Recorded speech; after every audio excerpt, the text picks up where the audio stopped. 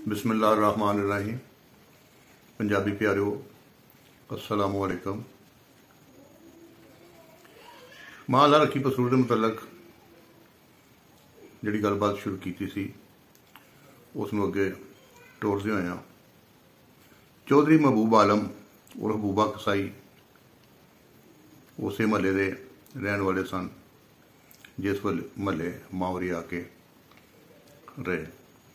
वो दसते ने कि जदों पसूर के मुसलमानों को इस गल का इलम होया एक मुसलमान मजलूबा औरत क्लास वाले तो आके नंगल मिलदे एक सिख के घर रह रही है तो मैं भी उन्होंने लोगों नाल नंगल मिलदे अपड़ गया जिन्हें मां होरां नूं नंगल मिलदे तो लैन वास्ते गए हुए सन।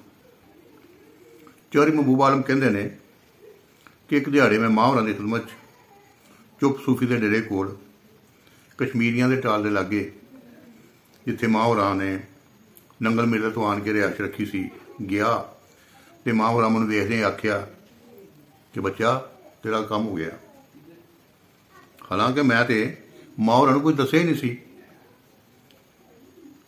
पर जिस नीयत नाल मैं गया सां कि मेरा फलाना काम हो जाए मां होरां ने जांदे ही बगैर पुछन दसन तो आख दिता कि जा बच्चा तेरा काम हो गया है। मैं अपने कारखाने परत आया पर दिल में बेकरारी जी लग गई।